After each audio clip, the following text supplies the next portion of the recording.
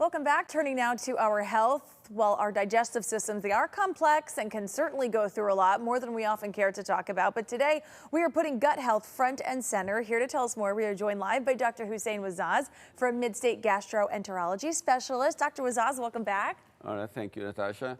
So we're going to talk to the audience today about what the gastroenterologist does. I know it's a very exciting thing people want to hear about, but the gastroenterologist has two jobs. Number one, if you have GI symptoms that not responding to, diet change or over-the-counter treatment, you have to see your gastroenterologist for. And the other important task that the gastroenterologist does, which is a screening, and we highlighted before about the importance of screening.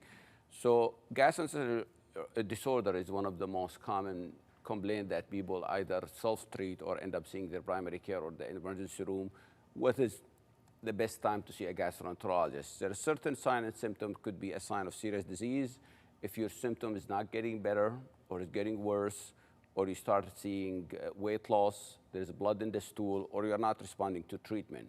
So that's a good time to see your gastroenterologist because he can perform testing to find out what the reason of the symptoms and guide you in the right direction. But the other important thing is the screening, and we talk about the importance of screening for colon cancer, which is most people, I know the dreaded colonoscopy, and we talked before about a colonoscopy spy day where people have some peace and tranquility by themselves or bring their spouse. But there's other thing the gastroenterologist screen for, which is if you have acid reflux for years and years, and you may be feeling better on the medication, but you may need to be checked because sometimes you could be hiding other things in your upper GI tract, which is called erosive esophagitis, and we talk about that, how that increases your risk of Barrett and esophageal cancer.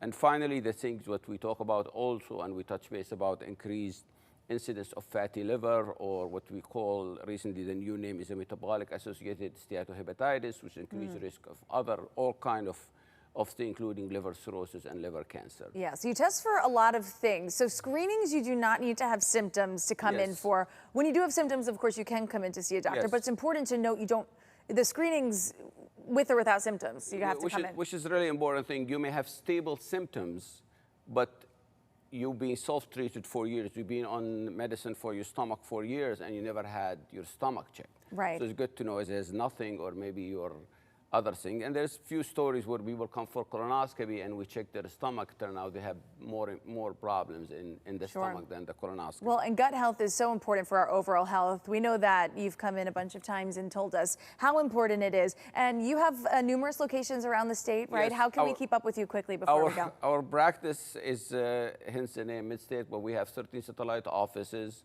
We're still relatively smaller, but we still provide, throughout the state, and we have the same personal touch when people, so we'll be happy to see people throughout the state. Great, and we have your number there on screen, midstategastroct.com, your website as well. Dr. Wazzaz, thanks so much. Thank you, Natasha. Okay, we'll be right back.